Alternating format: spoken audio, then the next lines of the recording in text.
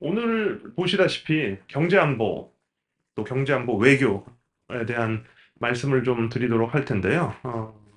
여러분들도 아마 뭐 언론이나 미디어를 통해서는 이제 경제안보에 대한 소식을 많이 접해 보셨을 테고, 그래서 그거 자체로 낯설지는 않은 그런 용어가 이미 되어버렸어요. 우리 생활 속에 들어와 있는 용어가 되어버렸어요. 그죠?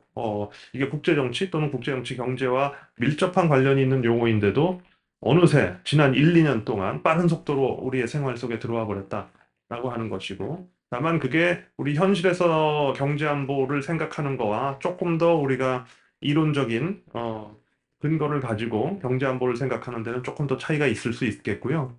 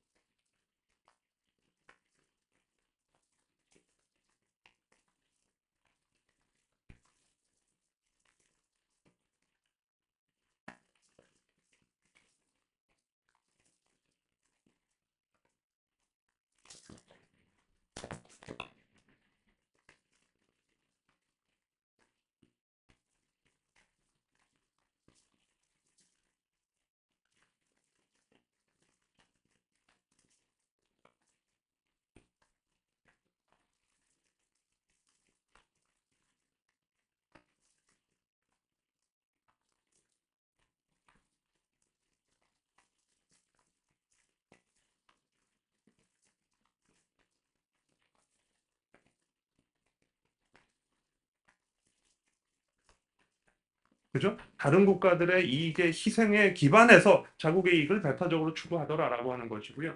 그런 인식의 전환 속에서 미국은 드디어 중국을 뭐예요? 보시다시피 존재적 위협으로 바라보기 시작했다라고 합니다.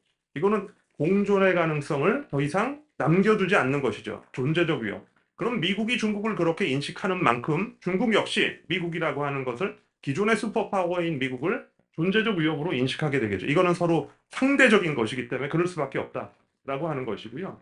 그런 면에서 이제 미국이 중국을 대응하는 정책과 전략 면에서 커다란 변화가 있게 되었고 그 인식의 한 단면을 보여주는 것이 여러분 보시다시피 자, 이제 중국과의 경제적 상호 의존이라고 하는 것, 중국의 경제적 부상이라고 하는 것이 경제적 침공이고 그 경제적 침공으로 끝나는 것이 아니라 그 경제적 침공은 곧 미국의 국가 안보에 대한 심대한 위협이 된다라고 하는 거죠.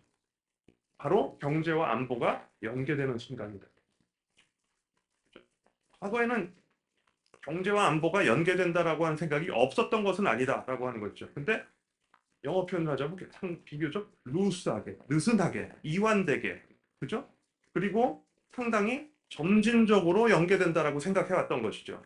그죠? 그리고 그것의 구체적인 메커니즘에 대해서 별로 생각하지 않았던 것이죠. 근데 지금 트럼프 행정부 하에서 미국은 그거에 대한 생각을 바꾸기 시작한 것이죠. 경제와 안보가 우리가 과거에 생각했던 것보다는 더 긴밀하게, 그리고 과거에 생각했던 것보다는 더 빠르게, 신속하게 연계된다라고. 그죠? 우리가 경제 안보를 얘기해야 되는 중요한 이유 중에 하나다라고 하는 것이죠. 또 하나는 그것이 자, 경제 안보 얘기를 할 때요. 그죠? 중국의 부상은 사실은 경제적 부상에서 시작된 것이죠. 그죠? 경제적 부상에서. 그런데 중국의 부상과 미중 경쟁이 치열하게 전개되는 과정에서 가만히 보니까 기술, 특히 첨단 기술의 문제가 점점 중요하게 되었다라고 하는 것이고요. 여러분 이것도 역시 낯설지 않으시죠? 그죠? 미국과 중국 사이의 5G 경쟁이라든지 또 미국 정부가 중국에 가하는 화웨이, SMIC 등등에 가하는 수출 통제라든지 이런 게 다 기술 경쟁의 한 단면들이죠. 그렇죠? 첨단 기술이 전면에 나오게 되었다라고 하는 것이죠. 이게 패권 경쟁 또는 전략 경쟁의 또 다른 한 단면이다라고 하는 거죠. 일반적인 국가들 사이의 경쟁과 다른 모습이다라고 하는 것인데요. 왜 그러냐라고 하면은요. 이 첨단 기술이라고 하는 것은 그죠? 현재 경쟁력뿐만 아니라 미래의 경쟁력을 어떻게 선제적으로 확보하느냐라고 하는 문제이고요. 그렇죠? 그런 면에서 보면 전략 경쟁이라고 하는 것은 그죠? 지금 오늘의 경쟁이기도 하지만 그죠? 10년, 20년, 30년 뒤에 이루어지는 경쟁까지도 우리가 상정해야 된다라고 하는 전략 경쟁의 본질은 거기에 있는 것이죠. 단기간에 끝나는 것이 아니다라고 하는 것이고요. 그렇죠? 그래서 아무리 짧게 봐도 2050년 또는 그 이상까지 지속될 거다라고 하는 것이고요. 그래서 영어 표현을 빌리면 지금의 전략 경쟁은 뭐예요? The beginning of the beginning인 거예요. 아직 시작도 하지 않아요. 그죠? 근데 이 시작도 하지 않은 전략 경쟁에서 우위를 담보하기 위한 유력하고 효과적인 수단이 바로 첨단 기술이다라고 하는 것이고요. 그럼 문제는 그죠? 이 첨단 기술의 경쟁력을 어떻게 확보할 것인가? 조금 더 추상적인 용어이긴 하지만 그죠? 크리에이티브 인세큐리티와 이노베이션 임페라티브라고 하는 그런 용어를 빌어서 한번 말씀드려보겠다라고 하는 것이고요. 크리에이티브 인세큐리티라고 하는 건 미국의 관점에서 보는 거죠. 미국이 물론 혁신을 선도해온 국가죠. 2차 대전 이후에. 크게 보면 2차 대전 이후 그죠? 혁신을 선도해온 국가지만 비교적 최근까지 미국은 이런 혁신 역량을 지속적으로 유지하고 향상시키는데 여러 가지 국내적 장벽에 부딪혀온 것도 사실이다. 실리콘밸리가 혁신의 상징처럼 되어 있지만 그죠? 그 실리콘밸리조차도 우리가 알던 과거의 실리콘밸리하고 지금 좀 다르다고 하는 것이고요. 그리고 여러분들 언론 보도를 통해서 들어보셨을 테죠. 그죠? 지금 현재 많은 테크펌들이 실리콘밸리를 떠나고 있어요. 그죠? 텍사스로 그 밖에 다른 지역으로. 그죠? 미국의 혁신 역량, 혁신 생태계를 지속하거나 그죠? 향상시키는데 뭔가 이상징후가 나타나고 있다라고 하는 것이죠. 그건 여러 가지 국내적인 장벽이 있다, 허들들이 있다라고 하는 것이고 그런 걸 어떻게? 자, 크리에이티브라고 하는 건 바로 창조적인 것, 혁신 능력을 어떻게 미국이 배양할 것인가라고 하는 거죠. 그죠? 정상적인 상태에서는 이거를 되돌리기 어려운 것도 사실이다라고 하는 건데요. 자, 미국은 뭐예요? 이 인세큐리티, 근원적인 불안감을 활용할 필요가 있다는 거예요. 중국의 부상이라고 하는 또는 중국의 도전이라고 하는 근원적인 불안감이 그렇죠? 미국이 현재 가지고 있는 혁신 역량을 향상시키는데 장애인으로 작용했던 요소들을 빠르게 제거해 나갈 수 있는 요소, 관건이 된다. 이거를 해내는 게 미중 경쟁에서의 우위를 확보하는 하나의 방법이다라고 하는 거죠. 불안감이 있다라고 하는 거예요. 불안감. 이게 없으면 정상적인 상태에서의 여러 가지 허들은 제거하는데 상당한 시간을 요할 거다라고 하는 것이죠.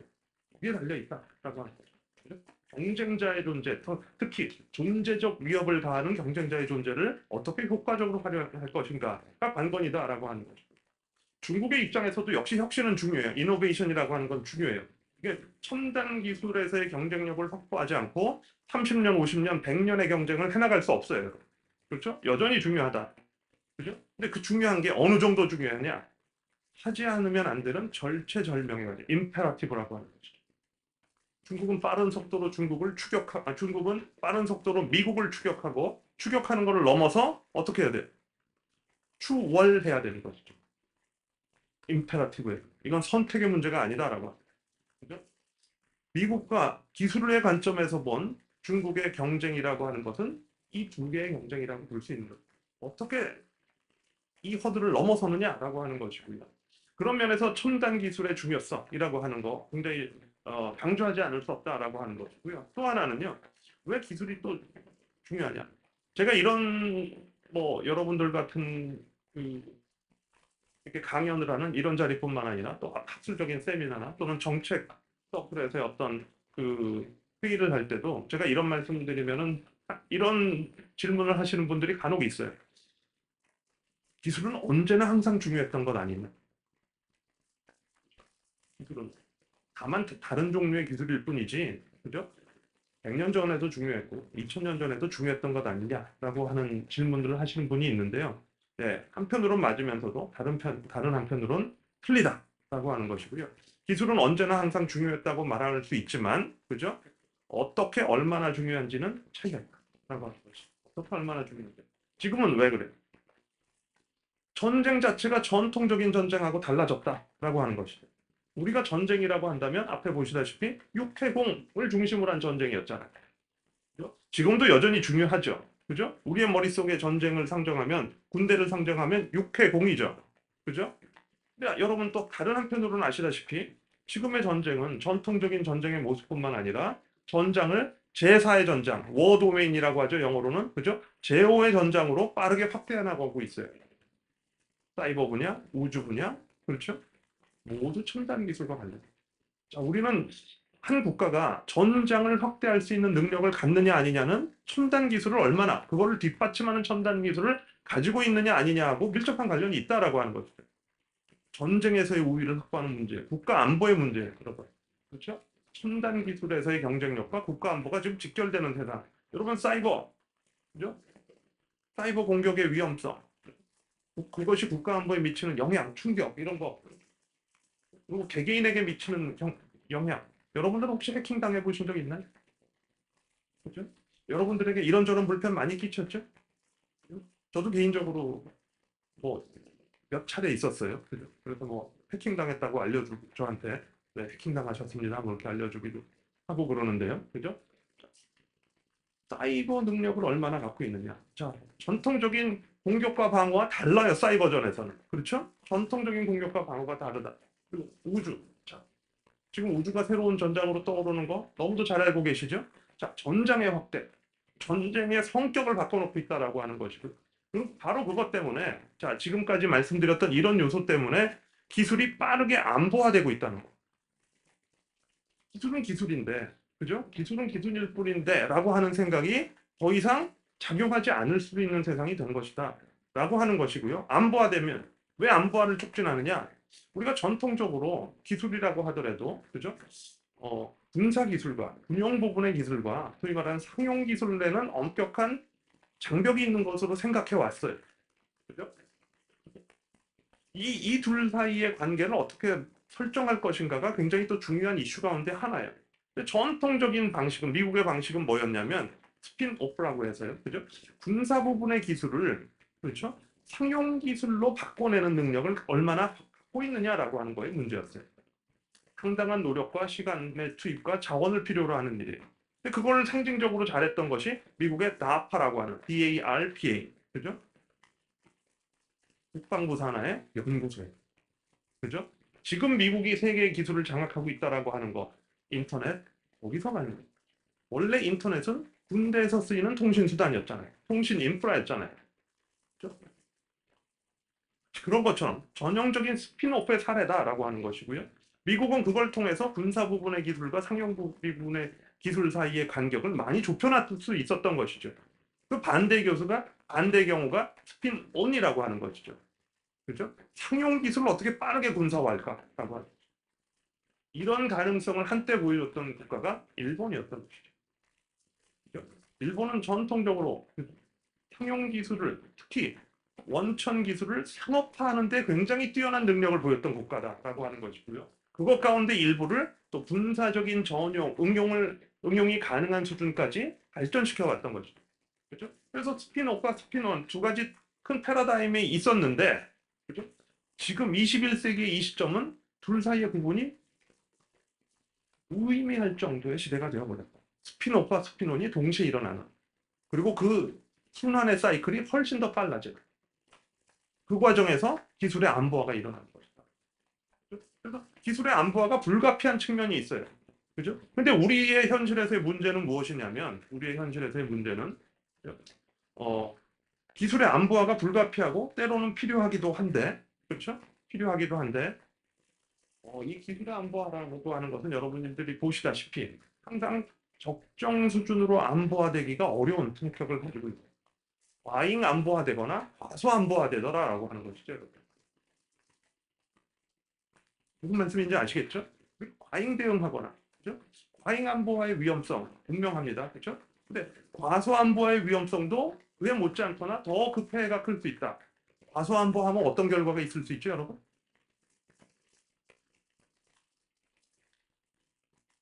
그거는 그 자체로 국가의 생존과 번영에 위협이 될 수 있는 거죠.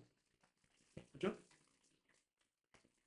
기술을 위한 기술, 그죠? 기술을 위한 기술을 경제를 위한 경제 발전이라고 하는 것은, 그죠?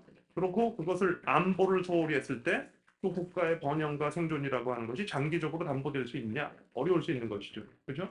그러니까 과소 안보화도 답이 아니고요. 과잉 안보화도 답이 아닌 거예요. 적정 안보화가 필요한데 우리 현실에서는 대단히 어렵다. 여러 가지 이유로, 국내 정치적인 이유 등등 어려운 게 현실이다라고 하는 말씀 드리는 것이고요. 두 번째 키워드인데요. 세계경제 네트워크화. 여러분 이것도 이 자체로는 새롭지 않으실 거예요, 여러분. 세계경제가 굉장히 빠르게 네트워크화되고 있다. 그러니까 국가들 사이에 또는 기업들 사이에 또는 심지어는 개인들 사이에 네트워크적 관계를 가지고 있죠, 지금. 그죠?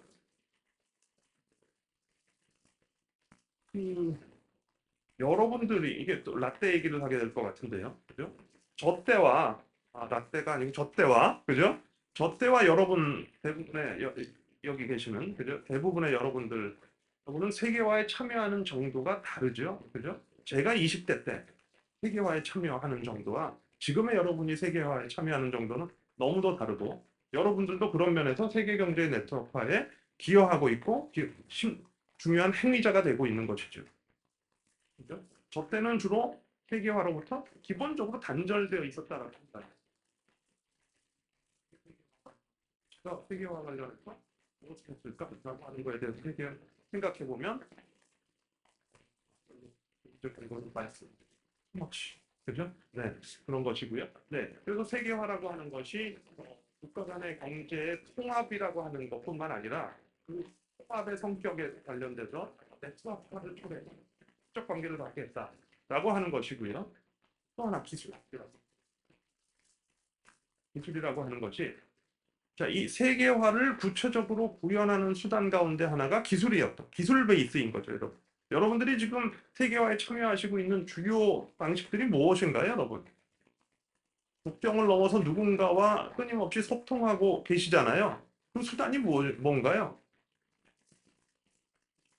IT 기반의 기술들이잖아요. 뭘 쓰시던, 그죠? 페이스북을 쓰시던, 인스타그램을 쓰시던, 그 밖에 뭔가를 쓰시던. 자, 기술 혁신과, 그죠?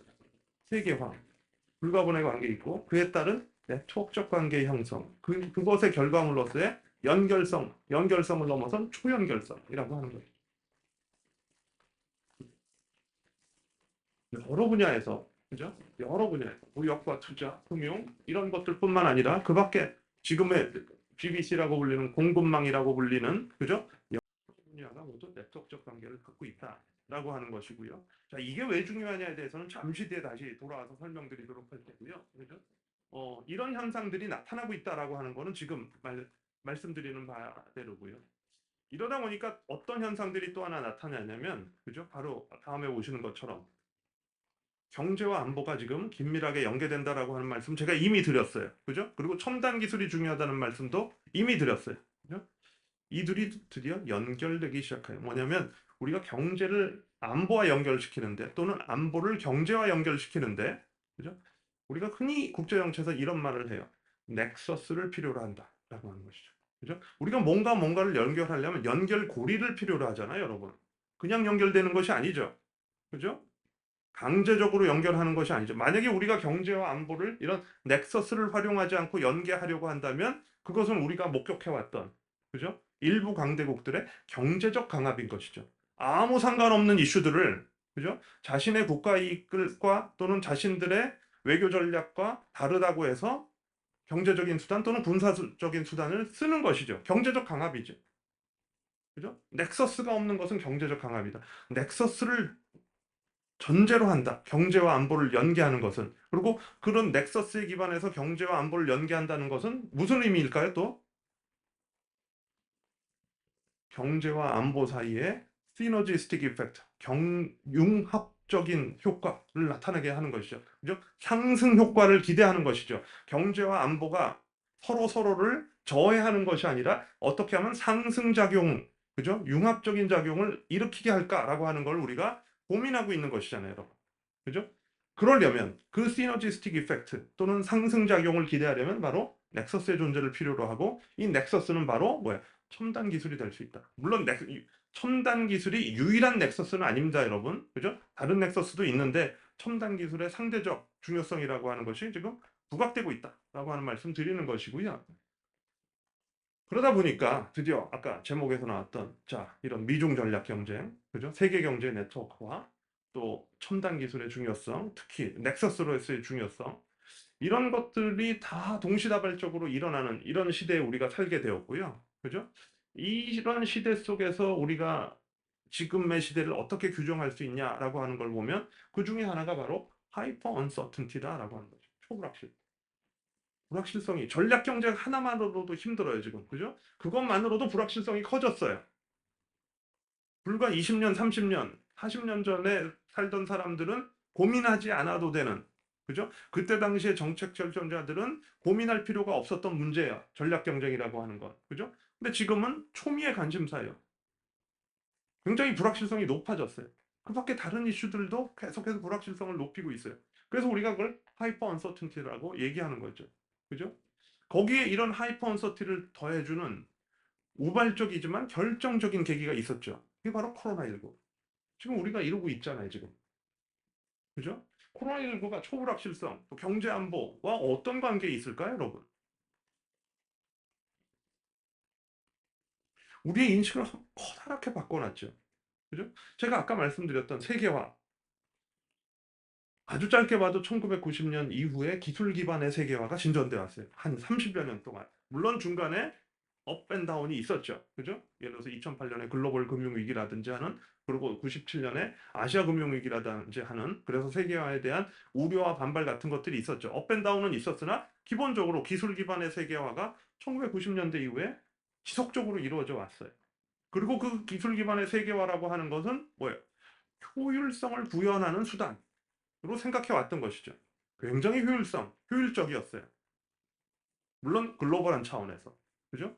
글로벌한 차원의 효율성이라고 하는 것이 개개인에게, 개별 국가에게 언제나 항상 좋은 것은 아니지만, 그죠? 누군가에게는 손해를 입히기도 하고, 어떤 국가에게는 피해를 주기도 하죠. 그러나 글로벌한 차원, 글로벌 이피션시를 높여놓은 건 사실이다.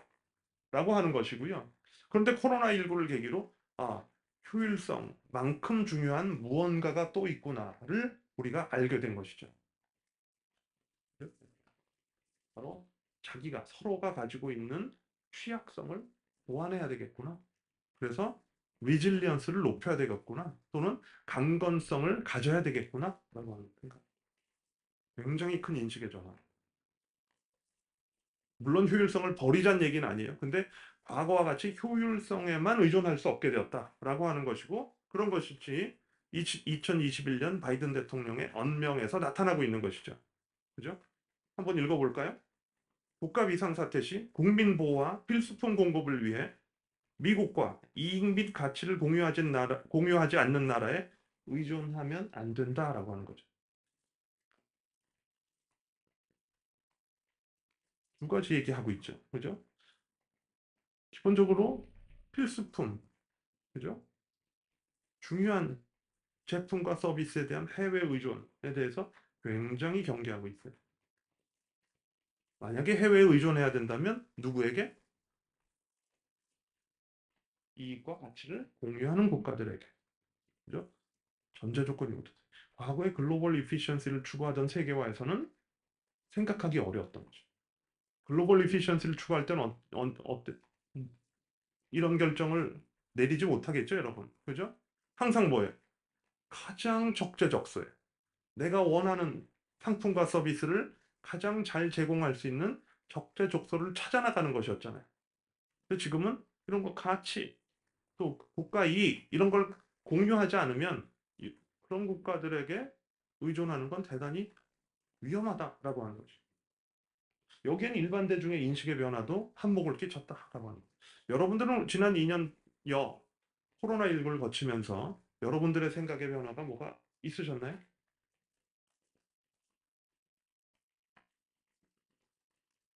아무 변화가 없으셨나요?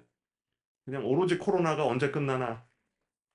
그리고 옛날이요. 내가 원래 그 코로나 2020년 12월 전에 살던 세상으로 돌아가고 싶다.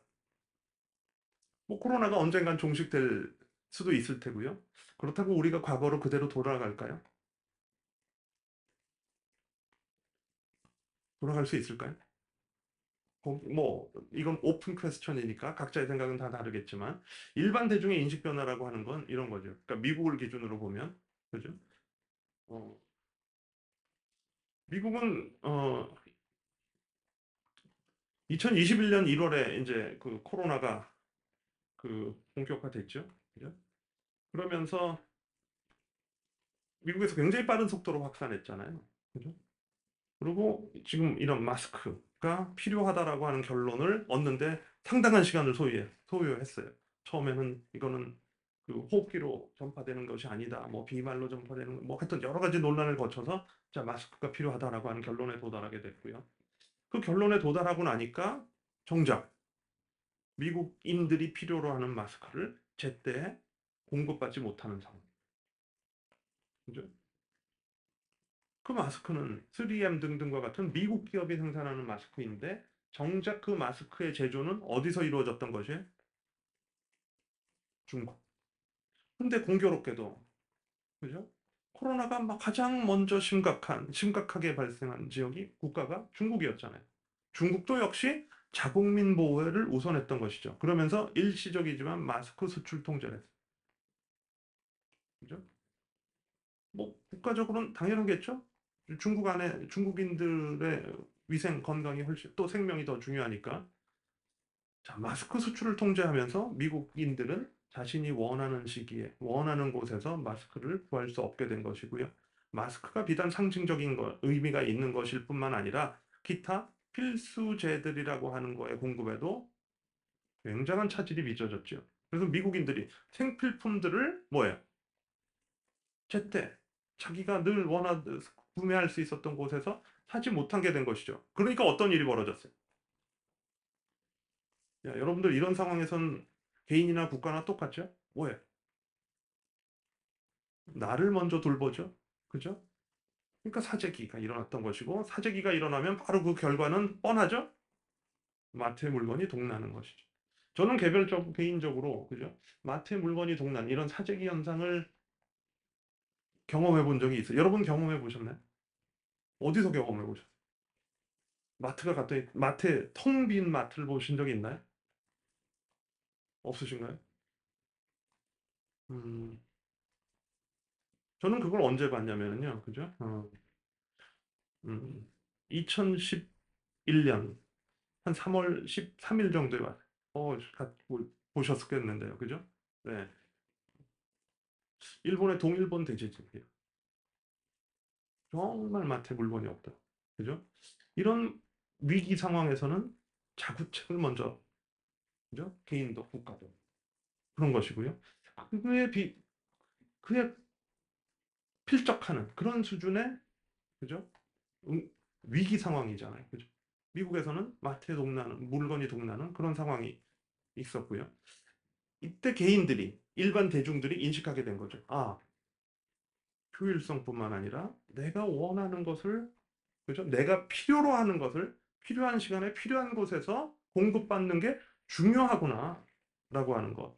그리고 곧 그런 의미의 개인의 생존과 안전이라고 하는 것은 넓은 의미에서 국가 안보잖아요, 여러분.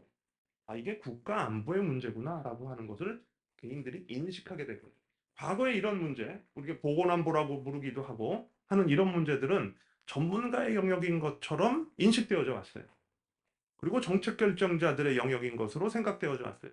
그죠? 그래서 그런 것들이 일반 대중으로부터 힘을 받지 못했었어요. 그죠?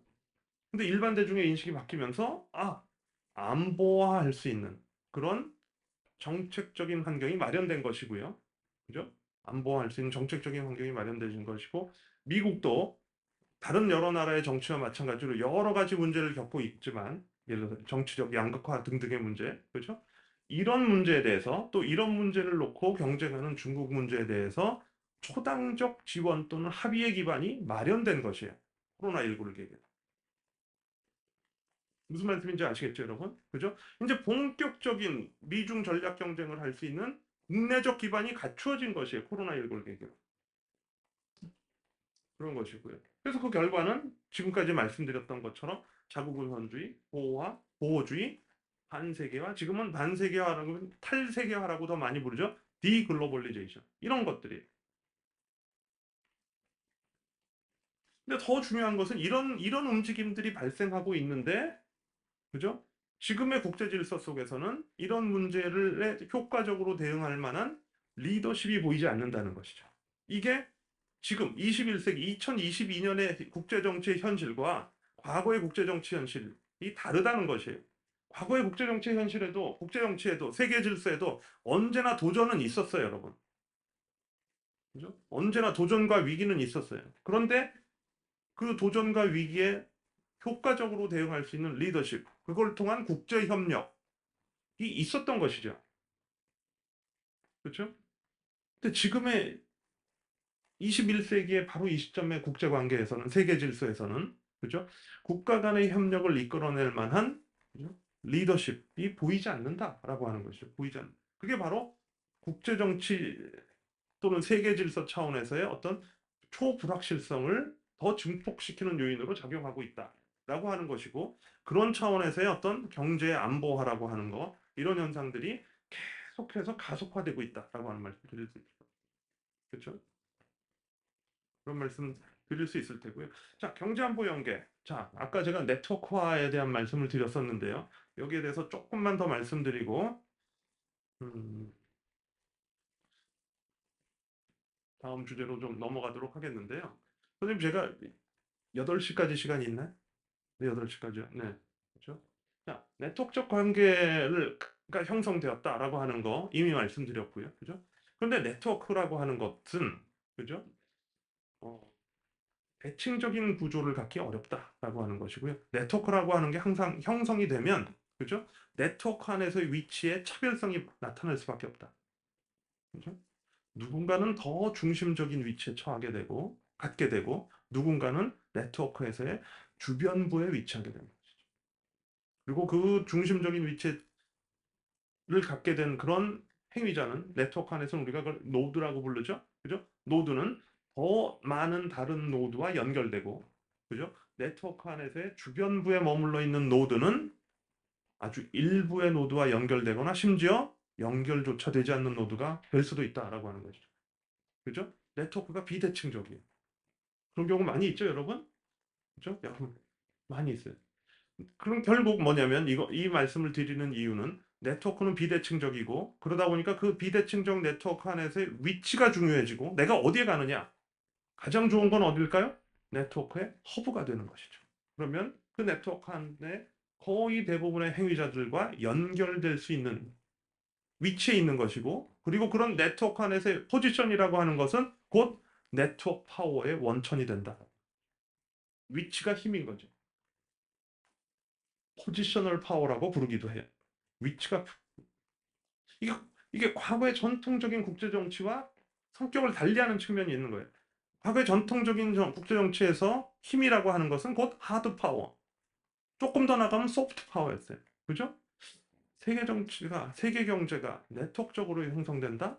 이제는 하드 파워와 소프트 파워를 넘어서 네트워크 파워까지. 그죠? 이 파워를 갖고 있는 국가들이 슈퍼 파워가 되는 것이죠. 그죠? 그 가운데 어느 하나를 결여한다면 슈퍼파워가 되기가 어려운 것이죠. 그죠? 그런 것이고요. 그러면서 이제 지금 제가 계속 네트워크화라고 하는 얘기를 하는 이유는 네트워크 권력이라고 하는 네트워크 파워라고 하는 제3의 힘이 등장하고 그것의 중요성이 점점 커지기 시작한다라고 하는 의미를 말씀드리는 것이다라고 하는 것이고요. 이렇게 되면 어떤 변화가 세계 질서에서 발생하느냐 보시다시피 weaponized interdependence라고 하는 자, 인터디펜던트는 물론 전통적인 시각에서 보면 힘의 비대칭성도 있어요. 당연히 힘의 비대칭성이 있어요. 그죠?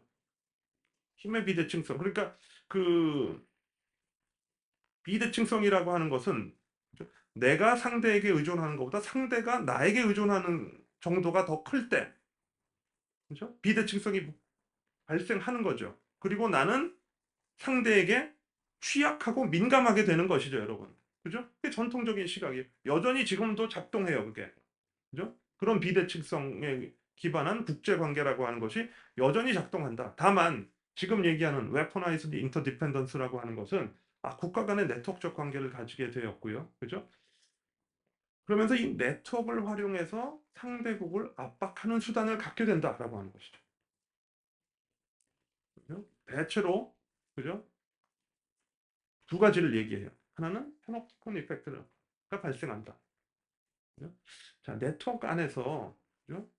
중요한 허브 포지션을 차지하는 그런 국가는 그죠? 그 네트워크 전체 네트워크에 들어와 있는 모든 노드들을 저 위에서 조망할 수 있는 그런 능력을 갖게 되는 것이죠. 파놉티콘이에요. 파놉티콘 여러분 벤담이 얘기한 파놉티콘 이미지 한번 떠올려 보세요. 저 위에서 조망할 수 있게 되는 거죠. 그게 국제 정치에서는 뭐예요?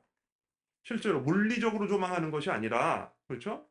정보를 갖게 되는 것이죠. 그죠? 상대국에 대한 정보, 네트워크 안에 들어와 있는 정보, 그렇죠? 지금까지 비교적 최근까지 국제 정치에서는 그런 능력을 가진 국가가 어떤 국가였나요, 여러분? 미국이었던 것이죠. 기본적으로 글로벌한 차원의 통신망, 통신 인프라를 장악하고 있으면서 상대방에 대해서 훨씬 더 많은 정보, 그리고 개별 국가에 대한 정보뿐만 아니라 시스템 전체가 어떻게 작동하는지에 대한 정보, 그걸 통해서 시스템 관리자의 역할을 했던 것이죠. 그죠? 물론 때로는 자기에게 유리하게. 그죠? 그러나 상대국의 입장에서도 그 시스템 자체는 없어서는 안 되는 것이죠. 그죠? 근데 없어서는 안 되지만 바로 그런 시스템에 살고 있는 한 어때요? 미국이라고 하는 그런 국가에 더 취약하게 되는 것이죠. 프랙티컬 이펙트. 거기에 더 나가서 초크 포인트 이펙트라고 하는 건 말 그대로 상대의 길목을 조이는 것이에요. 목을 조이는 것이. 그죠? 여러분 이런 현상들을 우리가 이런 개념을 가지고 우리가 어떤 사안을 바라다 보지 않아서 그렇지 실제적으로 최근의 국제 정치에서 발생하고 있다라고 하는 거예요. 최근의 국가 관계에서 발생하고 있다. 여러분 한번 어떤 사례가 있을까요? 자, 지금 우크라이나 전쟁에서도 바로 이런 것들이 있죠. 그죠? 우크라이나 전쟁에서 어떤 일이 발생하고 있어요, 여러분?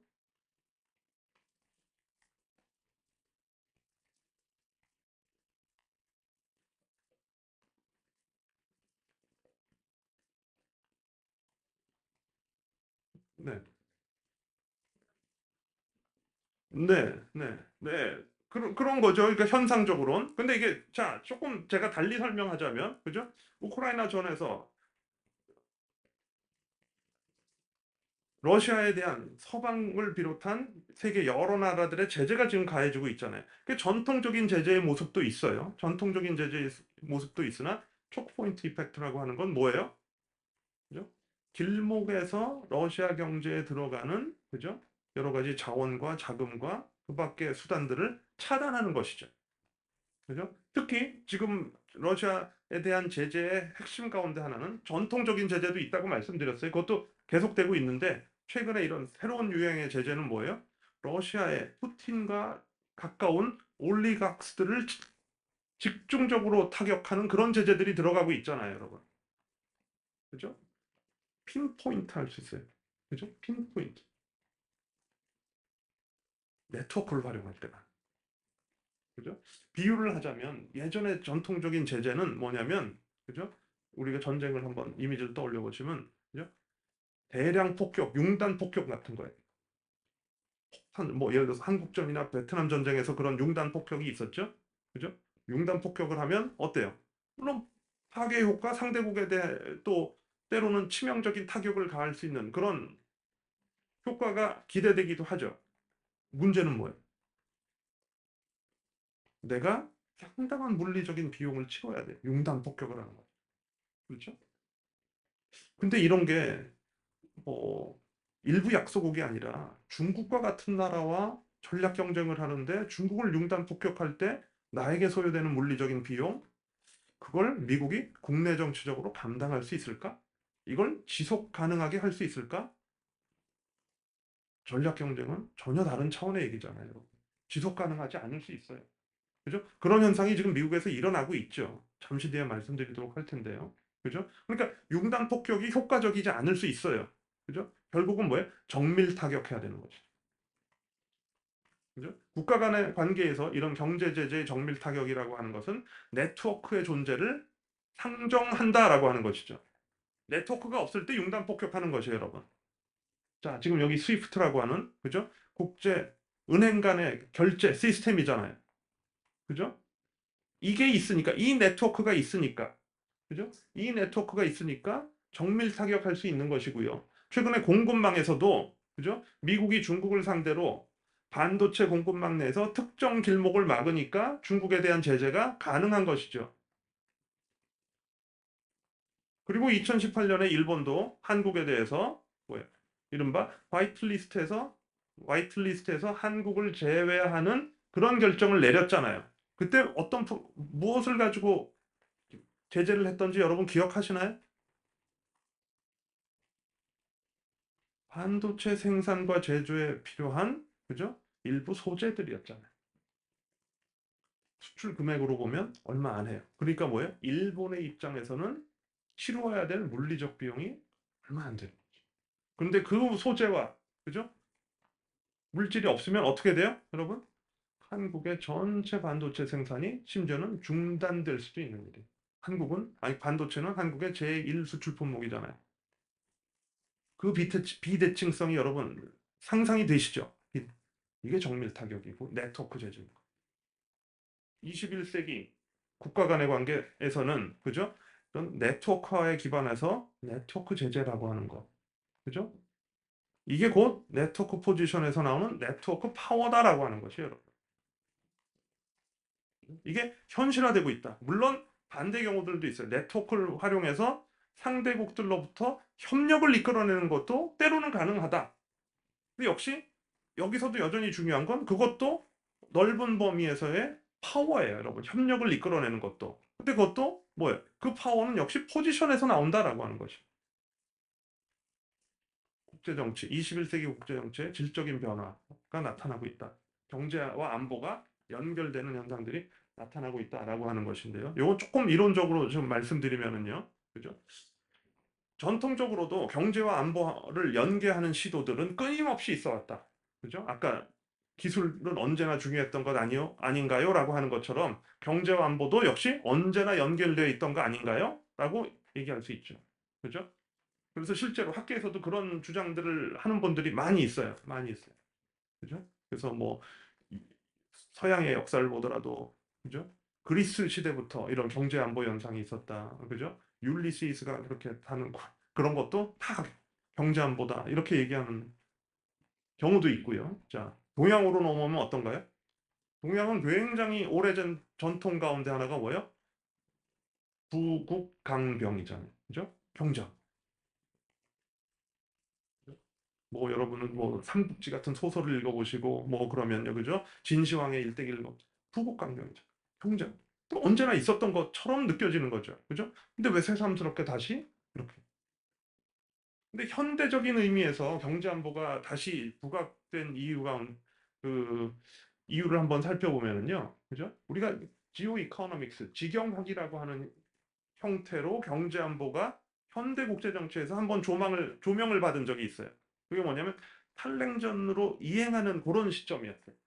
그러니까 1980년대, 90년대 요 시점에 경제안보 연계에 대한 새로운 관심이 나타나기 시작했다. 다시 말씀드리면 미소 간의 냉전이라고 하는 것이 사실상 종결되는 과정에서, 그죠? 미소 간의 냉전이라고 하는 것은 사실 군사 경쟁을 포함한 것이었잖아요. 군사 부분에서의 경쟁. 그리고 밀리터리, 그러니까 암즈 레이스를 주로 한 경쟁이었잖아요. 그죠? 근데 그게 사실상 종결되어 가는 과정에서 직영학이라고 하는, 그죠? 경제 안보 연계 현상에 대해서 관심을 갖게 되었던 것이고요. 뭐냐면, 자, 이제는 국가 간의 관계를 조절하는 데 있어서, 그죠? 또는 분쟁을 해결하는 데 있어서 군사력을 대체하는 새로운 수단이 있다. 경제라고 합니다. 그죠? 그리고 아까 말씀드렸던 전통적인, 그죠? 비대칭적 상호 의존에 기반한 경제적 수단의 활용이라고 하는 것이죠. 경제 안보. 그죠? 그런 것들이 한때 각광을 받았으나 현실에서는 자꾸 이러저러한 효과와 함께 한계도 드러나더라라고 하는 것이고요. 한계에 대해서는 아까 말씀드렸죠. 그죠? 국내 정치적으로 얼마나 지속 가능할 것인가라고 하는 거. 투입 대비, 우리가 항상 인풋 대비 아웃풋을 생각해야 되잖아요. 아웃풋만을 생각하면 효과적일 수도 있는 것 같아요. 그죠? 근데 이런 경제 안보를 연계하는데 소요되는 인풋을 생각해 보면 그게 과연 얼마나 효과적일까라고 하는 거 한번 생각해 볼 필요가 있다라고 하는 것이 전통적인 시각에서 본 경제 안보와 관련된 문제 제기였다라고 하는 것이고요. 그죠? 그리고 이게 굉장한 노력을 필요로 하는 것. 그러니까 국내 정치적인 차원뿐만 아니라 대외적으로도 뭐예요? 여러 국가들. 그러니까 이 제재가 효과적이려면 뭐예요? 다자 협력을 잘 유지해야 되잖아요. 어떤 한 국가만 제재해서는 안 돼요. 그죠? 그거는 그냥 기분에 그칠 뿐이에요. 그죠? 다자 협력을 잘 유지해야 되는 거, 그 전선을 잘 유지해야 되는 거, 그게 현실에서 쉽지 않을 수 있다라고 하는 것이고요. 거기서 꼭 이탈하는, 그죠? 그런 것들이 뭐 예를 들어서 미소 냉전기 말에도 나타난 적이 있었어요. 그죠? 예를 들어서 미국과 일본은 지금 가장 가까운 동맹 관계를 가지고 있는 나라 가운데 하나이고 예전에도 마찬가지였는데, 그죠? 그 미소 냉전 바로 그 시기 중에도, 그죠? 일본의 기업은, 그죠? 소련에게, 구소련에게 군사적으로 전용될 수 있는 첨단 제품을 팔기도 했어요. 그렇죠? 그 전선을 유지하는 게 쉽지 않다. 가장 가까운 국가들 사이에서조차 이런 어려움이 존재한다라고 하는 것이고요. 또 하나 우리가 근본적으로 생각해 봐야 될 것은 뭐냐면 전통적인 경제안보 연계 시도에 대해서 과연 목표가 구체적으로 무엇이냐? 목표가. 전쟁에서의 목표는, 그러니까 군사적인 전쟁에서의 목표는 명확하죠. 그죠? 승리잖아요. 그죠? 자, 그럼 군사적을 대체하는 경제적 수단의 활용이라고 하는 차원의 경제안보 연계의 목표는 무엇인가? 전통적으로는 이게 굉장히 불명확하다라고 하는 지적이 끊임없이 이루어져 왔어요. 상대국을 굴복시키는 것인가? 근데 이런 경제 제재 역사를 보면, 그죠? 그런 굴복이라고 하는 기준에서 보면 그렇게 성공적이지가 않아요. 예를 들어서 우리는 그렇게 많은 경제 제재를 하면서 북한을 굴복시켰나요? 북한의 결정적인 행태의 변화를 이끌어낼 수 있었나요? 거기에 초점을 맞추면 경제 제재 효과에 대해서 의문을 제기할 수 있다라고 하는 거. 그럼 그것이 아닌데 도대체 왜 하는 것일까라고 하는 의문. 그죠? 왜 하는 것일까? 그리고 지금의 미국과 중국이 이렇게 경제 제재를 포함한 이런 경제 안보 연계를 하는 것은 왜 그런 것일까? 그죠? 일종의 선제적 조치의 성격이 있지 않나? 여기에도 역시 여러 가지 논의는 있습니다. 선제적 조치. 선제적 조치라고 하는 건 뭘까요? 내가 어떤 특정 국가에 대해서 제재를 했을 때 그 국가의 굴복이나 근본적인 행태 변화를 이끌어내려는 목표보다는 그런 제재를 통해서 주변의 다른 국가들이 내가 원하지 않는 행동을 하지 않도록 만들고 하면 어떻게 돼? 아, 쟤처럼 제재를 받아 라고 하는 그죠? 제재를 받아 라고 하는 그런 선제적 조치의 의미가 있는 것인가? 라고 하는 것이죠. 자, 국내 정치 이미 말씀드렸어요. 그죠? 말씀드렸는데요. 그죠? 뭐냐면 결국 국내 정치적 차원에서의 경제 안보의 핵심은 다시 말해서 지속 가능성을 담보하는 것을 필요로 해요. 그죠? 여기의 핵심은 상대국에 대한 충격은 극대화하면서 그죠? 자국에 대한 피해는 최소화하는 것. 이게 필요하다라고 하는 것이고요. 그렇지 않으면 지금 21세기 이런 시대의 국내 정치 현실에서 그죠? 경제 안보 연계, 특히 경제 제재와 같은 수단을 활용하는 경제 안보의 연계는 지속 가능하지 않다라고 하는 말씀 드리는 것이고요. 그죠? 그래서 상대에 대한 타격을 극대화하는 것 못지않게 국내 정치적으로 비용을 단순히 경제적 비용만 얘기하는 것이 아니고요. 정치적 비용, 그 밖의 비용을 어떻게 관리할 것인가가 대단히 중요하다라고 하는 것이고요. 또 하나, 그런데 영향을 미치는 요소 가운데 하나가 경제 제재를 가하는 그런 행위가, 그죠? 그 분야의 규범과 제도하고 부합하는가, 일치하는가도 굉장히 중요하다. 예를 들어 규범과 일치한다? 우리가 가지고 있는 그 규범과 일치한다? 예를 들어서 러시아에 대해서 은행망을 차단하는 그런 네트워크 제재는 할 수 있어요. 그죠? 근데 여러분 지금과 같은 시대에 인터넷을 차단한다? 이런 제재는 생각하기 어려워요. 인터넷을 전면적으로 차단한다? 우리가 가지고 있는 규범, 상식에 부합하지 않아요. 왜 그러냐면 인터넷이라고 하는 것은 기본적으로 개방적 공간이잖아요. 우리는 그런 생각을 가지고 있어요. 그죠? 근데 그거를 차단하고 폐쇄한다? 그죠? 탈규범적인 것이죠. 그죠? 이런 것들은 일시적으로 이루어질지 모르나 지속 가능하게 이루어지기 어렵다. 그리고 그런 것이 바로 이런 지점이 미국이 중국을 비난하는 요소인 거죠. 그죠? 개방성이 전제되어야 될 인터넷 공간에 대해서 중국은 뭐예요? 차단과 배제를 우선한다라고 비판하고 있잖아요. 이게 규범의 영역이잖아요. 그죠? 중국은 왜 미국에, 그죠? 주요 검색 엔진과 그 밖에 뉴스 미디어와 또 그 밖에 다른 매체들에 대해서 차단하고 배제하느냐라고 하는 비판을 하고 있잖아요. 그죠? 그런 미국이 다른 국가에 대해서 똑같은 중국과 같은 미국이 얘기하는 중국과 같은 행태를 하기 어려운 거죠. 규범에 맞지 않아요. 그죠? 그런 것들이 얼마나 잘 갖춰지느냐가 이런 그 경제안보 연계에 있어서 굉장히 중요한 요소다라고 하는 것이고요. 스마트 생션, 타겟티드 생션, 아까 네트워크를 활용한 정밀 타격과 관련된다라고 하는 말씀을 드렸는데요. 그죠? 미중 전략 경쟁의 이게 또 다른 차원이에요. 그러니까 제가 사례로 든 것은 주로 미국과 같은 강대국이 약소국을 상대로 하는 네트워크 생션을 얘기했던 것이고요. 그죠? 미중 전략 경쟁은 어때요?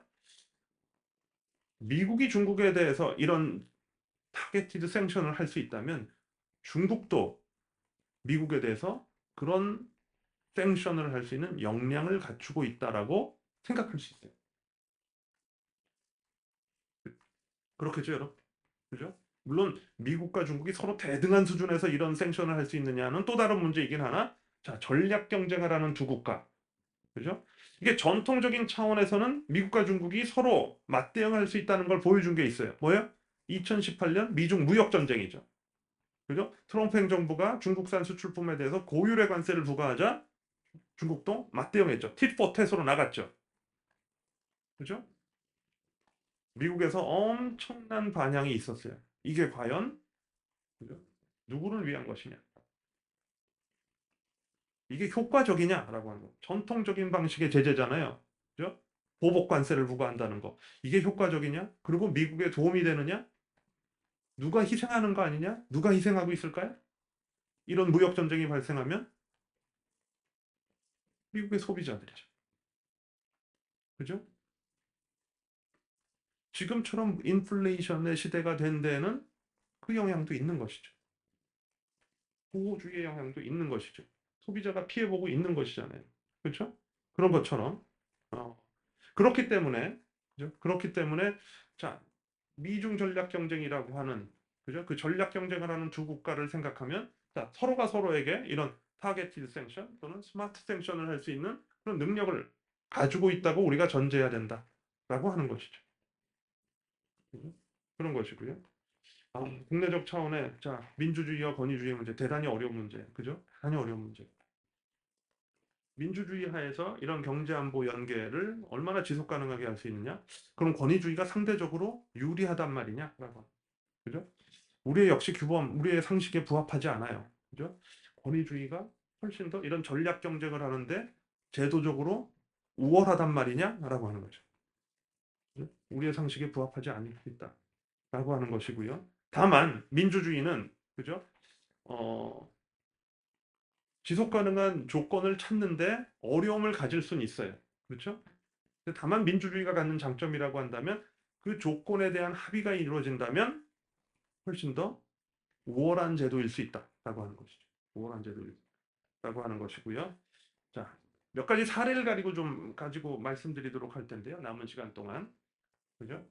어, 5G 경쟁은 미중 전략 경쟁 가운데서도 기술 패권 경쟁의 가장 첫 번째 사례라고 말할 수 있어요, 여러분. 그래서 이미 잘 알고 계시죠? 그죠? 미국의 입장에서 보면 중국의 기술 굴기라고 하는 것이 가시화된 첫 번째 사례인 거죠. 아까 말씀드렸다시피 통신망, 그죠? 이 통신의 영역, 이건 미국이 전통적으로 지배적 위치를 차지하고 있던 영역이에요. 근데 통신망이 4세대, 5세대, 4G, 5G를 넘어가면서 화웨이의 굴기가 시작되고 그게 바로 중국 굴기의 상징이 되어버렸어요. 미국의 패권적 위치에 대한 첫 번째 도전인 거죠, 이게. 첫 번째 도전. 상징성을 가지고 있을 뿐만 아니라 아까 말씀드렸던 5G라고 하는 첨단 통신 기술 분야에서의 경쟁력의 선제적 확보 싸움이기도 한 거죠. 두 가지 의미를 다 가지고 있는 것이요. 서로 질 수 없는 경쟁. 그죠? 질 수 없는 경쟁. 이런 상황에서 미국은 어떤 시도를 하게 되는 걸까요? 물론 한편에서는 기술적인 대응을 해요. 기술적인 대응이라고 하는 건 뭘까요, 여러분? 기술의 문제잖아요. 기술의 문제. 5G에서는 이미 미국에서는 그러니까 어 그러니까 불리한 위치에 지금 처해지고 있어요. 그죠? 그럼 기술적으로 어떻게 대응할까요? 미국은 지금 그죠? 5G의 시기를 최대한 짧게 가져가면서 빨리 가능한 한 빠른 시기에 6G로 넘어가는 거죠. 그죠? 그리고 6G에서는 지금 5G에서와 같은 사태가 되풀이되지 않도록 그죠? 화웨이가 전 세계 통신망의 상당 부분을 차지하는 그런 사태가 벌어지지 않도록 중요한 거죠. 그런 차원에서 미국과 가치와 규범과 이익을 같이 하는 국가들과 통신망을 만드는 게 중요한 거죠. 그죠? 그런 대비를 한쪽에서 하고 있고요. 또 하는 쪽은 뭐예요? 안보하는 거죠. 기술의 안보화. 말씀드렸잖아요. 그죠? 안보하는 거. 안보하는 거의 첫 번째는 뭐예요? 중국의 통신 장비 업체, 화웨이, GT, 종신 이런 기업들을 뭐예요? 신뢰할 수 없는 통신 기업으로 정의해버리는 것이죠. 그죠? 정의해버리는 거죠. 그렇게 해서 이들의 통신망, 통신 장비, 통신 네트워크가 깔리는 순간 뭐예요? 개개인에게는 민감한 정보 또는 국가 안보에게는 필수적인 정보들이 상대국에게 노출될 수 있다라고 하는 안보화를 시도합니다.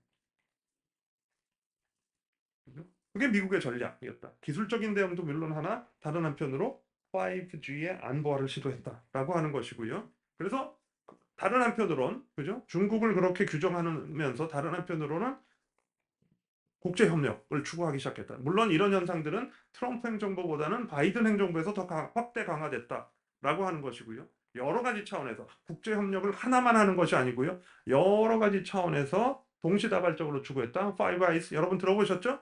그죠? 미국, 영국, 캐나다, 오스트레일리아, 뉴질랜드 이런 뭐 딱 봐도 여러분 가치와 규범을 공유하는 국가들이죠. 이들과 신뢰할 수 있는 국가들과의 협력. 그 다음 뭐예요? 쿼드? 많이 들어보셨죠, 여러분? 아시아에서 신뢰할 수 있는 국가들과의 협력. 그죠? 그리고 다자적인 차원에서는 지금 위에 Five Eyes 쿼드라고 하는 것이 이른바 토다자 협력이라고 한다면 보다 다자적인 차원에서 협력을 추구하는 거죠. 클린 네트워크, 청정 네트워크라고 하는. 여기 뭐라고 되어 있냐면요. 청정 네트워크를 미국이 추진하면서 이렇게 되어 있어요. 그죠? 공산당과 같은, 그죠? 악의적 행위자가 민감한 정보에 침입했을 때 이것을 세이프가딩하면서 보호할 수 있는 그런 종합적인 포괄적인 접근이 필요하다라고, 그죠? 명시했어요. 그죠? 중국 공산당과 같은 악의적인 행위자, 안보한. 여기는 경제적 접근이라고는 1도 보이지 않아요. 기술적으로 열등하다거나 경제적으로 더 고비용이라거나 이런 언급은 하나도 없어요.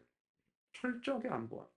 그죠? 그런 시도들이 이루어진 거고요. 근데 미국이 그런 시도를 한 결과 뭐예요? 53개국이 이 클린 네트워크에 참여했고요. 통신사 기준으로는 180개 텔코스, 클린 텔코스가 참여. 일부. 네, 일부. 그죠? 한국의 통신 클린 텔코스는 누구죠, 여러분? KT 또 하나는 빠져 있죠? 왜 그런지 아시겠죠, 여러분? 네. 자, 요게 2019년. 그러니까 5G 컴피티션이 본격화되기 되는 바로 그 시점. 그죠?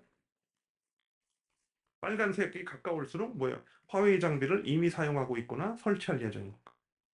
상당히 빨갛죠? 그리고 미국, 호주, 일본, 그죠?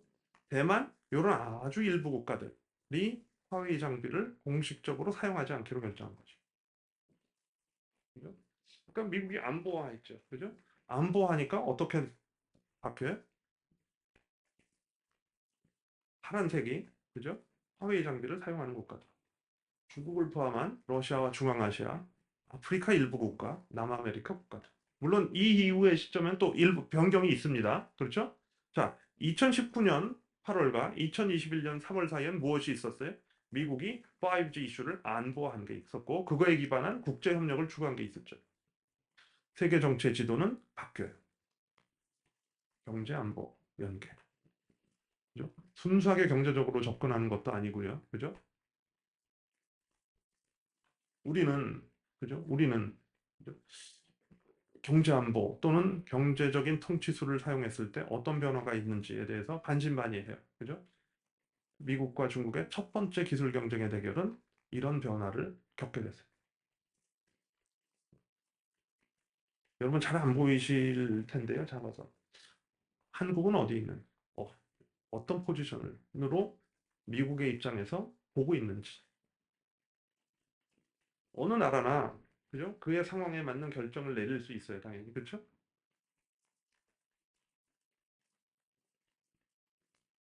이 지도상으로 보면, 그죠? 한국은 어디에 위치해 있는지를 우리가 알죠. 물론 지리적 위치를 말씀드리는 건 아닙니다, 여러분. 그렇죠? 네. 자, 백신 보시면요. 코로나19 백신이요. 자, 코로나19 백신의 배급 보급 문제 굉장히 핫 이슈가 되었었죠. 그렇죠? 이거는 인도주의적인 지원의 문제예요. 그렇죠? 또 5G 경쟁하고도 다른 차원이에요. 그런데 우리 국제정치 현실에서 보면은요. 그죠? 중국의 백신이 어디에 배급되고 있는가라고 하는 걸 보면, 그죠? 앞에 5G 경쟁의 지도와 그렇게 다르지 않아요. 여긴 물론 러시아가 빠져 있죠. 러시아는 왜 빠져 있을까요? 러시아는 러시아의 백신이 있기 때문에 빠져 있는 거죠. 그죠? 이거는 인도주의적인 문제인데 국제정치의 현실과 다르지 않다라는 거죠. 이거보다 더 극명한 차이를 보여주는 거는 백신의 뭐예요? 무상 보급이 원조 형태로 이루어져. 더 차이. 무슨 말씀인지 아시겠죠, 여러분? 자, 이게 우연일까요? 제 말씀, 이거가 우연일까요? 미국과 중국이 이런 백신의 문제, 보건안보의 문제, 첨단 기술의 문제를 안보화하고 있는 걸 상징적으로 보여주는 것이죠. 그랬을 때 세계 질서는 어떻게 변화하고 있는지 보여주는 것이잖아요. 그렇죠? 그 다음 반도체. 근데 시간 관계상 아주 빨리 진행하도록 할 텐데 제가 한 10분 정도만 더 쓰고 여러분 질문도 좀 받도록 하겠습니다. 자, 반도체 지금 핫 이슈가 되고 있죠? 여러분 잘 알고 계세요. 그죠? 자, 반도체 공급망은 흔히 이렇게 표현해요. 그죠? truly 글로벌하다. 지금은 글로벌한 산업이 한두 개가 아니지만 반도체는 그 중에서도 정말로 글로벌하다라고 하는 거예요. 근데 반도체 또 하나의 특징은 뭐냐면은요. 그죠? 글로벌한데 그래서 공급망이 서로 타이트하게 연결돼 있는데 다른 한편으로 이게 이율배반적으로 느끼실 수도 있는데요. 글로벌하면서도 뭐예요? 컨센트레이티드 돼 있어요. 특정 지역과 국가에. 공급망 자체는 글로벌해요. 그죠? 근데 핵심 기능과 생산에 있어서 특정 지역과 국가에 집중돼 있는 이런 구조를 가지고 있다라고 하는 거예요. 여러분 이러면 이제 뭔가 제가 앞에 말씀드렸던 얘기와 좀 연결이 되시죠? 글로벌한 네트워크 형성돼 있는데 컨센트레이트드 돼 있어요. 그럼 뭐가 그다음 이제 생각나시나요, 여러분? 네트워크 하나에서의 차별적인 위치, 허브와 주변이 떠오르게 됩니다. 그죠? 반도체 공급망도 그렇다라고 하는 거죠. 네, 공급망에 참여하는 국가 수 보시다시피고요. 그죠? 아주 좁은 의미의 공급망에 참여하는 국가만 해도 39개 국가. 그죠? 조금 더 넓은 의미의 공급망으로 보면 플러스 34개 국가. 그죠? 그렇다라고 하는 거예요. 그런데 컨센트레이티드 돼 있으니까 반도체 그리고 집중되는 현상은 점점 가속화되고 있기 때문에 반도체 공급망의 변화가 지속되고 있다라고 하는 것이고요. 결국 이런 식으로 글로벌한 공급망이 짜여져 있는 가운데 집중된 구조를 가지고 있다라고 하는 거가 전형적인 비대칭적 네트워크를 얘기하는 것이고, 자, 거기에서 허브 위치를 차지한 국가는 상대국을 조일 수 있는 거죠. 조일 수 있는 거죠. 그게 지금 우리가 보고 있는 미중 반도체 경제의 현실인 거죠. 그렇죠? 자, 보시다시피 반도체가 생산이 되려면 그렇죠? 이렇게 전 세계적으로 왔다 갔다. 그래서 하나의 반도체가 생산되는데 이동하는 거리 그죠? 가 연구마다 다릅니다만은 짧으면 2만 5천 마일, 길면 5만 5천 마일이라고. 5만 5천 마일로 하면 이게 한 5만 5천 마일이라 그러면 한 8만 8천 마일 정도 되죠. 거의 그러니까 8만 8천 킬로쯤 되죠. 9만 킬로. 9만 킬로라 그러면 제가 알기로는 지구를 두 바퀴 도는 거죠. 반도체가 하나 생산돼서 배급될 때까지. 그죠? 지구를 두 바퀴 돈다라고 하는. 그만큼 이동 거리가 전 지구적이다라고 하는 걸 상징적으로 얘기해 주는 것이죠, 여러분. 그죠? 그런데 보시다시피 반도체 공급망 안에서의 핵심적인 역할을 하는 두 분야가 있는데요. 하나는 뭐예요? 설계와 장비고요. 그죠? 다른 하나는 뭐예요? 소재와 생산, 제조인 거죠. 그런데 설계와 장비는 주로 미국과 유럽에 집중되어 있고요. 그죠? 소재와 제조는 동아시아 지역에 집중된 반도체 공급망의 구조를 보여주는 거죠. 그죠? 자, 그러니까 미국의 입장에서 보면 취약한 지점은 어디죠? 제조에 있는 것이죠. 생산. 자, 그러면 이거를 해소하려는 지금 바이든 행정부의 시도가 이해가 되죠? 리쇼어링 하는 거죠. 리쇼어링. 그렇죠? 자, 중국의 입장에서 보면 취약한 지점은 뭐죠? 네, 디자인과 장비. 근데 이것의 문제는 단기간에 추격하기 어렵다라고 하는 거잖아요. 그죠? 미중 반도체 경쟁이 그죠? 대등한 수준에서 이루어지지 못하는 근본적. 그러나 미국의 입장에서 보더라도 여전히 문제는 있다. 취약성의 근원이 있다. 자, 서플라이 체인을 다시 보시면요. 이건 주로 무역의 흐름을 가지고 보시는 것인데요. 자, 생산과 무역이 대부분 어디서 일어나고 있나요? 동아시아 지역에서 일어나고 있는 거죠. 그 가운데서도 중국으로 들어가는 반도체, 그죠? 중국에서 나오는 반도체 소재, 이런 것들이 많은 거죠, 여러분. 그죠? 반도체 분야에서도 한국, 일본, 대만 이런 나라들이 그죠? 굉장히 중요한 역할을 하는 나라라는 건 여러분 잘 알고 계실 테고요. 근데 이들의 무역량이 모두 뭐예요? 중국과 하는 무역이 압도적으로 규모가 커요. 미국과 하는 것보다. 그 어떤 나라와 하는 것보다. 이게 반도체의 국제정치를 보여주는 것이죠. 그죠? 누가 무역을 그러니까 반도체 경쟁력의 우위는 그죠? 그리고 핵심 기술의 보유는 미국, 조금 넓히면 유럽이 가지고 있는데, 그죠? 반도체 생산과 무역은 아시아에서 이루어지고 있는 거죠. 그죠? 그리고 아시아 국가들의 관점에서 보면 무역은 중국과 하고 있는 것이죠. 그리고 한국의 기준으로 보더라도 한국의 전체 반도체 생산 가운데 60%가 중국과 교역을 하고 있는 거죠. 시장은 거기에 있어요. 그죠? 근데 경쟁력의 우위는 미국에 있어요. 한국에게 딜레마가 될 수밖에 없는 것이죠. 자, 미국은 그럼 중국과 경쟁에 있어서 반도체 전략 뭐 하냐? 자, 이런 가운데는 아까 말씀드린 것처럼 불확실성이 높고요. 그죠? 첫 번째 취약성 보완하는 거요. 이거 이해되시죠? 이제는. 그렇죠? 취약성 보완하는 것이고요. 그리고 미국의 입장에서 그거 못지않게 중요한 거, 어쩌면 더 중요한 거, 중장기적으로 중국과의 기술 격차 유지하는 거. 그리고 그 다음이 자, 상대국에 대한 중국의 목을 조일 수 있는 초크 포인트를 유지하는 것 또는 확대하는 것. 그러면서도 미국의 이율 배반적인 행동이 나타나죠. 근데 이거는 경제 안보를 연계할 때 미국뿐만 아니라 대부분의 국가들이 그럴 수밖에 없어요. 그러면서도 초크 포인트를 유지하면서도 미국 기업은 중국과 시장 거래를 계속하고 심지어는 늘려나가고 싶어요. 상호 의존의 양면성.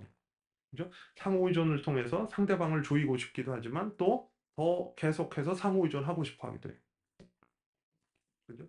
자, 비교적 간단하게 말씀드렸는데요. 좀 몇 가지 이제 정리해서 말씀드리고 마치도록 할 텐데요. 제 말씀은. 자, 그 경제안보 연계라고 하는 건 이미 저 같은 사람의 입장에서 보면 시대적 트렌드가 되어버렸다라고 하는 거. 그죠? 그래서 경제안보 연계라고 하는 것은 이제 하냐 안 하냐의 문제, 그러니까 선택의 문제는 아닌 것 같다. 필수의 문제인데. 다만 뭐야? 어떻게 잘하느냐. 그러니까 우리가 문제의 핵심을 이제 이동시켜야 돼요. 뭐냐? 할 것인가 말 것인가가 아니라, 그죠?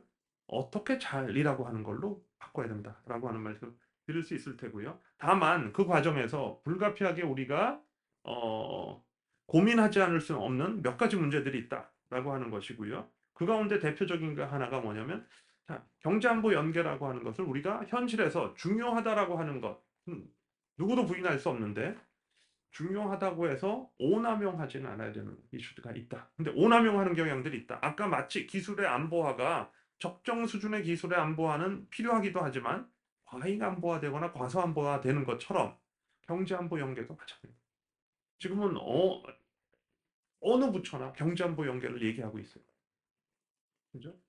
외교부도, 산업부도, 기재부도, 심지어 국방부도 경제 안보 연계를 얘기하고 있어요. 그죠? 오남용될 가능성이 있다. 그러니까 명확하게, 그죠? 정확하게 하는 게 중요하다라고 하는 말씀을 드릴 수 있을 테고요. 어, 국내적 조건을 어떻게 갖춰 나갈 것인가? 그 가운데 몇 가지를 좀 생각해 볼 필요가 있겠는데요. 그죠? 경제 안보를 연계하는 데 있어서 우리가 그걸 경제적 통치술이라고 얘기하기도 하는데요. 영어로는 economic statecraft라고 얘기하기도 하는데요. 자, 어떻게 할 것인가라고 하는 거. 제가 이런 뭐 강연이 아니더라도 뭐 회의에 가거나 또 자문을 하거나 할 때 하면 그래서 가장 궁금한 게 이런 거죠. 어떻게 하란 말입니까? 이런 거잖아요. 그죠? 그래서 여러분들 어쩌란 말이야 지금 그러고 계실 텐데요. 그죠? 어쩌란 말이냐? 어, 근데 우리가 이런 문제에 대해서 생각하는 데 있어서 우리가 하나 인식해야 될 거는 그죠? 바로 그 어쩌란 말이냐에서 하나의 해법은 없다는 데서부터 시작해야 된다. 여러분 이렇게 되면 좀 허무개그인가요? 좀 허무하시네? 기껏 지금 1시간 반 가까이 듣고 있는데 하나의 답이 없다니 이러면 그죠? 그게 아니고 그죠? 이게 뭐냐면 그죠? 결국은 이런 경제 안보의 시대의 핵심은 여러 가지 수단을 섞는 것. 그죠? 어떻게 효과적으로 체계적으로 섞느냐. 거기에 성패가 달려 있다. 하나를 가지고 되지 않는다는 경제만 봐서도 안 되고요. 안보만 봐서도 안 되고요. 그죠? 그러면 과도한 안보화가 있듯이 과도한 경제화가 있는 것이죠. 근데 지금과 같은 취약성의 시대, 불확실성의 시대에 과도한 경제화의 위험성도 같이 크다. 그렇기 때문에 우리는 여러 가지 수단을 같이 잘 섞어야 된다. 그런 의미의 결합, 균형, 연계가 중요하다라고 하는 거죠. 결합. 예를 들어서 이런 것이죠. 그죠? 결합은 때로는 우리가 모순적으로 보이는 정책 수단들도 결합해야 된다. 그러니까 섞어내야 된다라고 하는 거죠. 그죠? 일상적인 보통 정상의 상황에서라면 같이 추구하지 않았을. 왜? 상호 모순된다고 생각하기 때문에. 그죠? 근데 지금과 같은 특수한 상황에서는 그런 것들조차도 서로 결합해내는 그런 창의적인 접근을 필요로 한다. 어떤 걸 얘기할까요, 제가? 모순적인 걸 결합하라니? 지금 이런 현 세상이 되니까 지금 한국 내에서도 다른 나라에서도 이런 얘기 많이 나와요. 기술 주권을 확보해야 된다. 기술 주권이 중요해. 텍 서버린티가 중요하다.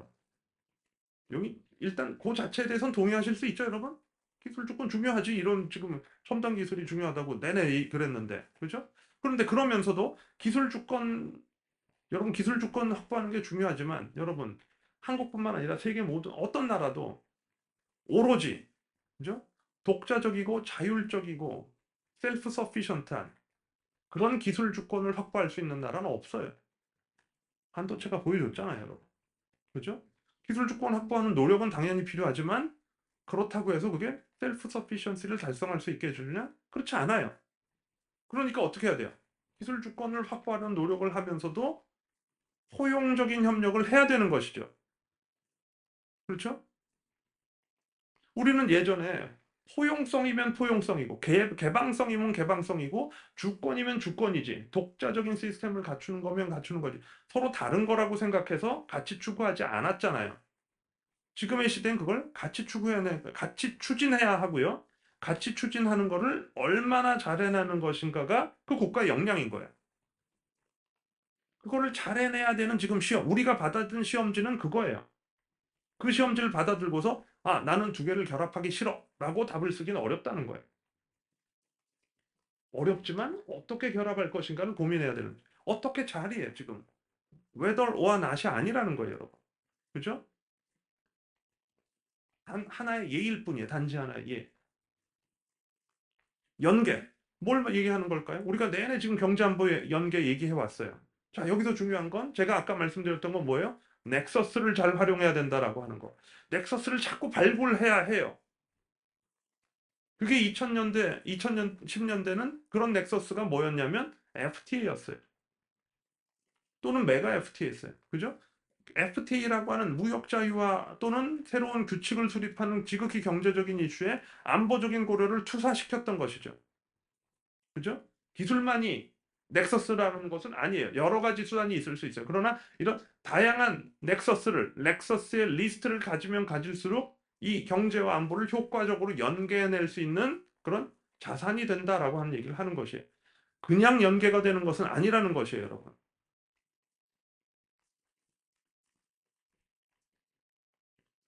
균형, 뭘 얘기하는 걸까요? 균형 어려운 문제예요. 그죠? 왜냐면 자, 우리가 똑같이 경제안보 연계를 얘기하더라도 또는 경제적 통치술을 얘기하더라도 내가 어디에 서 있느냐에 따라 구체적인 방법은 다를 수밖에 없어요.